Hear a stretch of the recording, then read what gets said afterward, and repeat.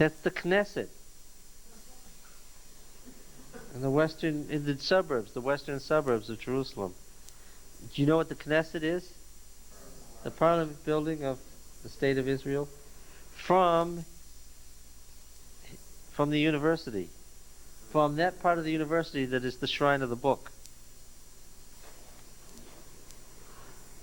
Now this is really wonderful.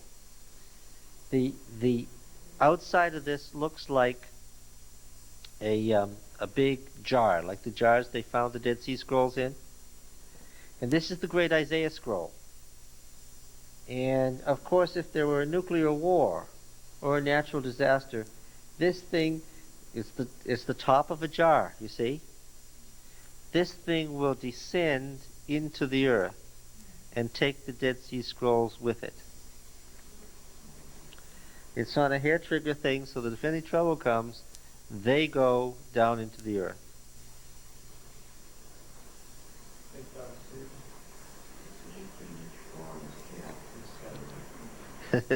Yes. And of course the interior of the building, you see, it's like being inside a giant jar. Oh, that was great.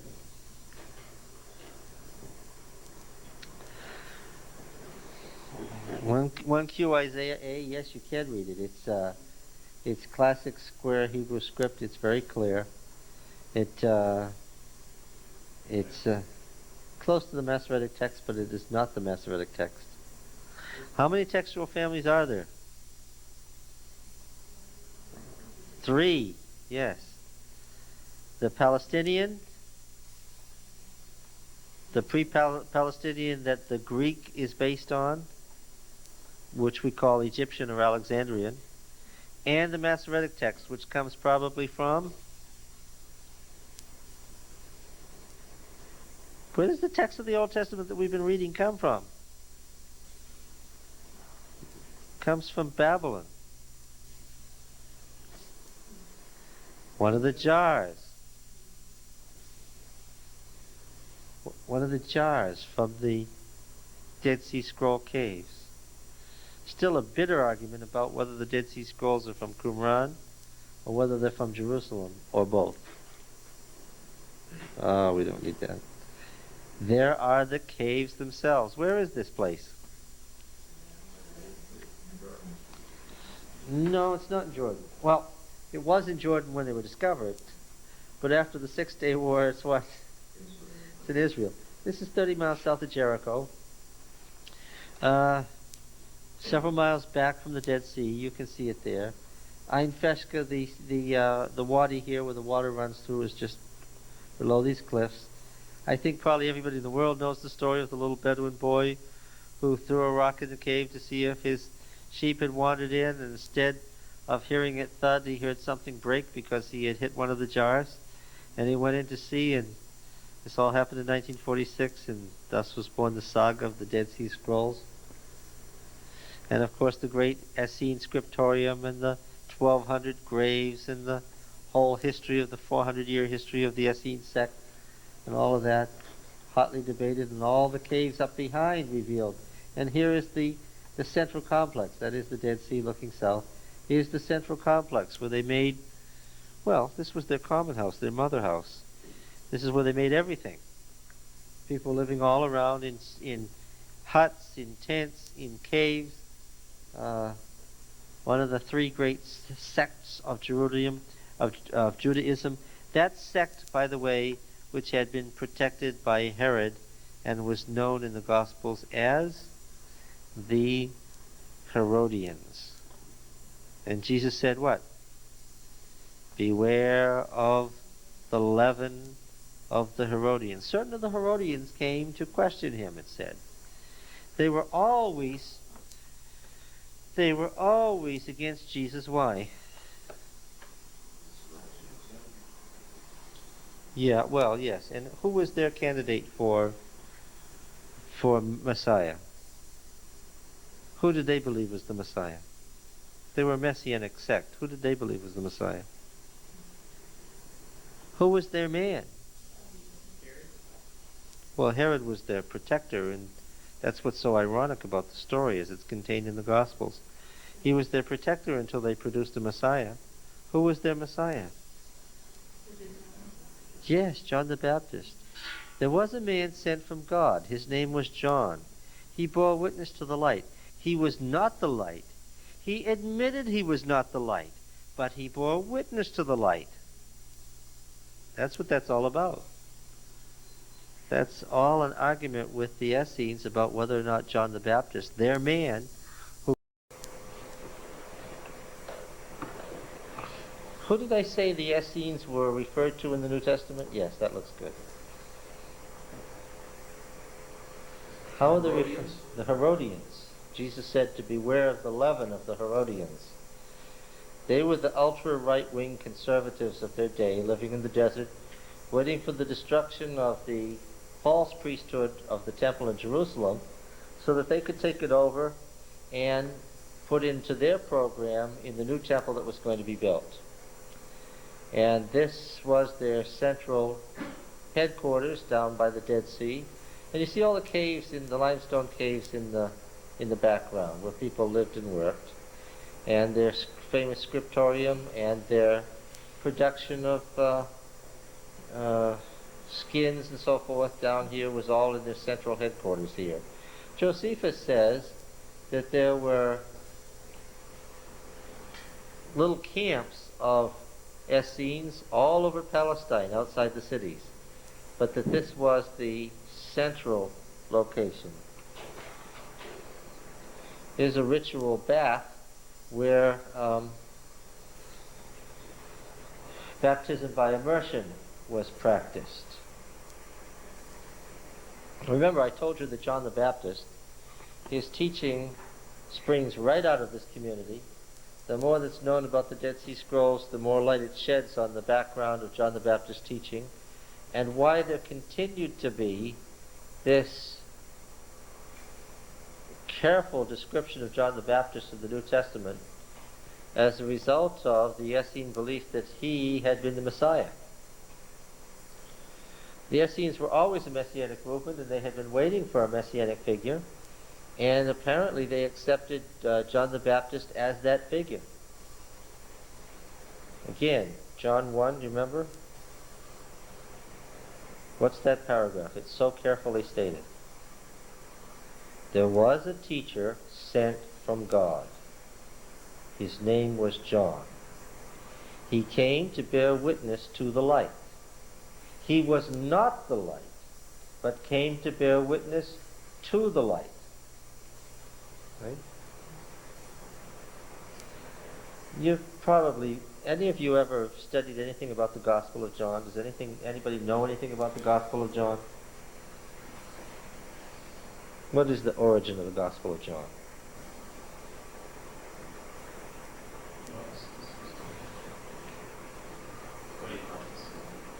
Gnosticism? Well, that's a Greek movement. When was the Gospel of John written? Say in relation to Matthew, Mark, or Luke. Much later. Much later. And where? Probably on the island. In what part of the country or world?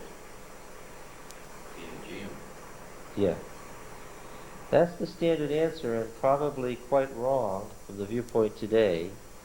The Gospel of John, instead of being the most Greek, philosophical, distant from the time and event, is probably the earliest Gospel, closest to the events, and written largely under the struggle in Palestine of competing messianic sects to relate Jesus to Judaism, and particularly to Essenism.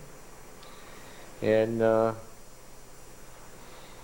it shows not the speculation of late Greek philosophy, but the Neoplatonic thought of the Alexandrian Jewish community as it was represented in Palestine. You understand that Christianity was a major influence in first century Judaism? You're aware of that, right? There were about 6,000 priests ministering at the temple in Jerusalem. We looked at those slides in great detail, the size of the complex and so forth. There were about 6,000 priests ministering there. at any given time. And these people are the other priests who rejected that temple from a split that came apparently in the Maccabean period. But of those priests, how many were Christians? Do you remember the book of Acts saying that a great body of the priests believed? How many were Christians? According to the nearest records we have, about 2,000 of them. What does that mean? That means that after the death of Christ and with the temple ritual going right on without any change, 1/3 of the temple's personnel were Christians. Now, why didn't the Essene part of the priesthood, why weren't they in there competing? Because they rejected the temple, and where were they? They were down here. Yeah, you see the Dead Sea in the background? It's only about 2 miles down to the shore, and several miles south of Jericho. What are those mountains over there on the far side? Oh, well, that's Jordan today, Transjordan. But what country in biblical times? No, this is the northern end of the Dead Sea. This is almost at the very northern tip where the Jordan River washes into it. Moab. Moab, yes.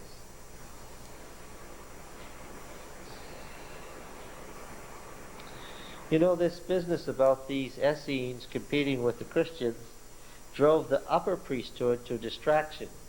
Because what was the philosophical or theological leaning of the upper priesthood? Were they Messianists? No, what were they? What was their religious persuasion? What sect were they? Those were the Sadducees. Yes, and what was their religious persuasion? What did Sadduceeism represent? Liberal, conservative, middle of the road? Very liberal. What did they believe in? They didn't believe in miracles. They didn't believe in miracles. They didn't believe in the resurrection. They didn't believe in anything. They were what we would describe today as agnostics.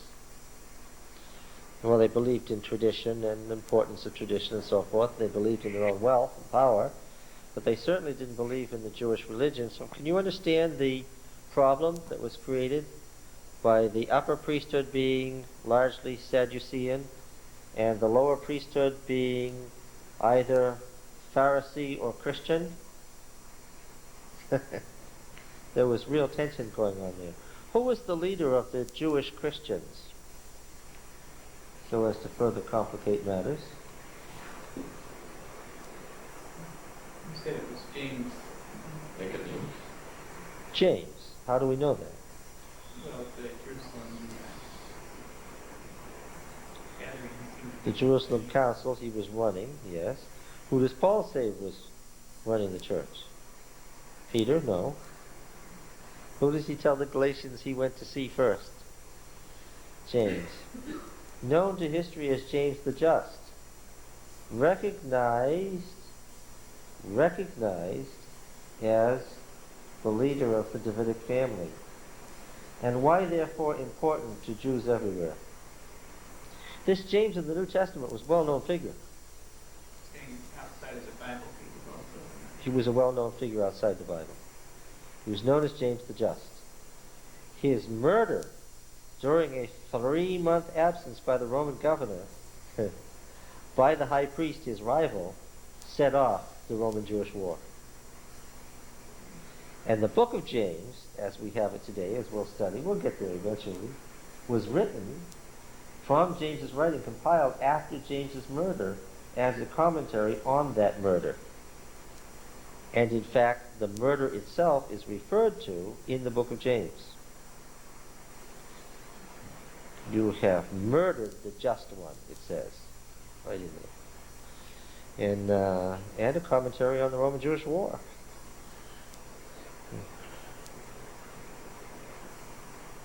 Everybody was waiting for something to happen. What? The brother of Jesus. The oldest brother, yes. Yeah. Not James the Apostle.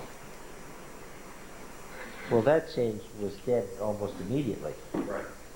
That change was But killed that's 6 weeks after Jesus. That's a common confusion.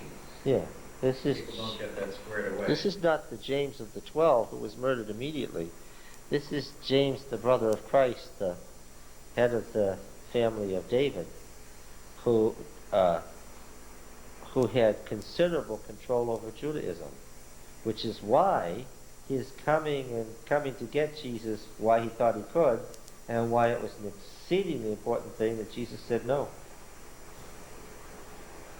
You get the impression, and I understand this, you get the impression from the nativity narratives that Joseph and Mary were poor peasants from nowhere. There's nothing quite like that in the Bible. Okay? The reason Jesus created a problem was that he wasn't a poor peasant from nowhere. Could the Jewish leaders have dealt with a poor peasant from nowhere? Oh yes. Just to ignore them. Yeah. A poor peasant from nowhere. Why on earth was Jesus sitting in the temple teaching daily for years? Because what?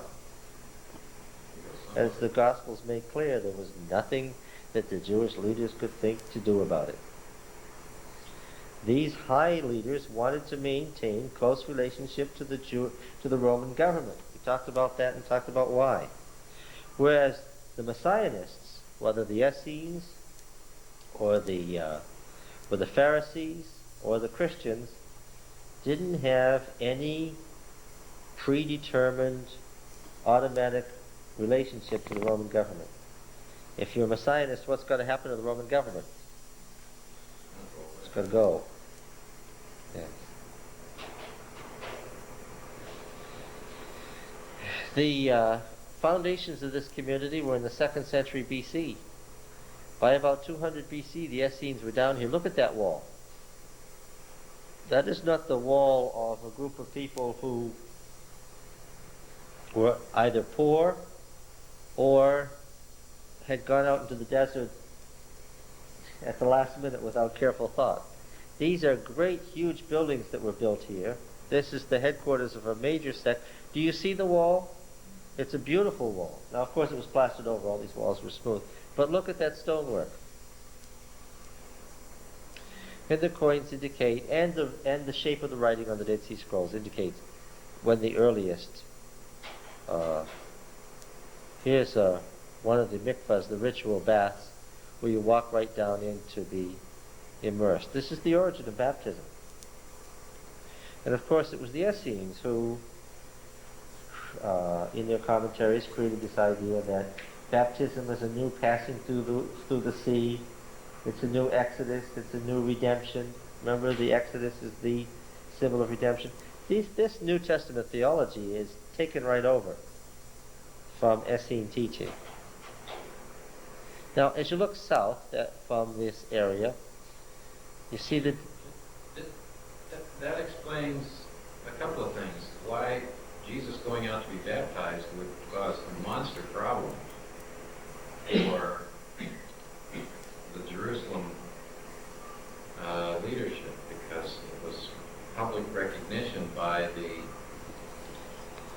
heir to the throne of their legitimacy to some extent. there was the relationship between Jesus and John was an explosive one for the leaders in Jerusalem. They didn't treat John as nobody either. What did they do? Tried to keep him alive.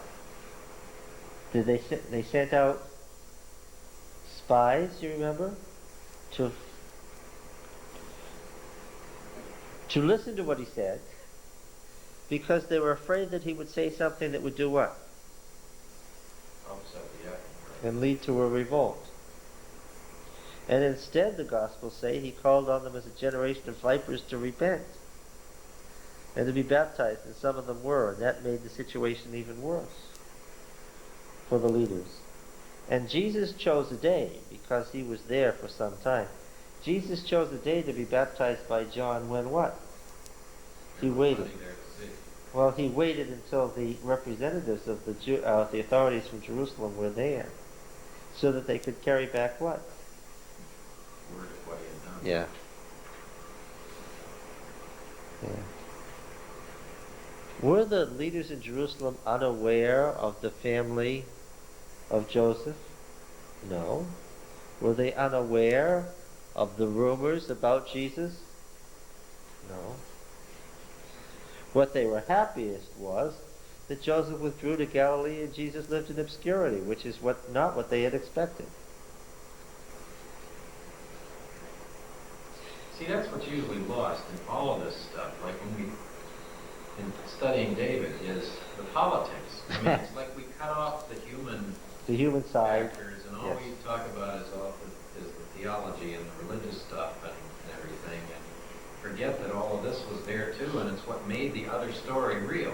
Well, spiritually, people want to emphasize the spiritual side. I mean, when Jesus rode into Jerusalem on that little white donkey, that was a really bad thing for the leaders, not just because he was an ordinary type guy, but because he was heir to the throne.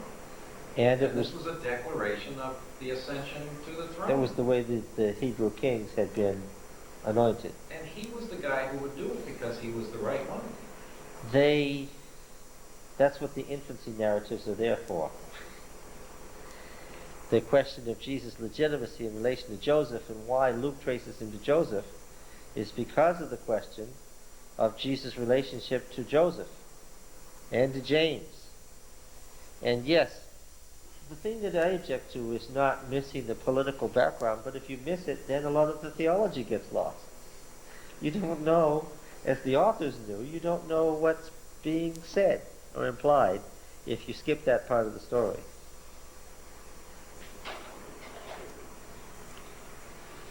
Most of these places had granaries, and this is one of them. We think of the desert as non-productive, but it wasn't that kind of a desert. The water that runs by here empties water from the 2 rainy seasons, and they captured that water and they farmed with it, and they grew things and they stored the grain.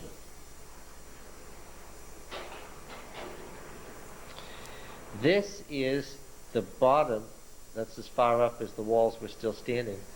The bottom of the scriptorium. Now, this, of course, wasn't. They didn't find it this nice and clean. Somebody hadn't just swept it. It was full of rocks and stones because this was a 2-story building, and the upper story had collapsed because the second floor was held up by beams, and the beams burned through. And the outer part of the wall, being made of plaster, burned also. But in this room were found the tables covered with vellum, the actual tables where the Dead Sea Scrolls were. Some of them were copied.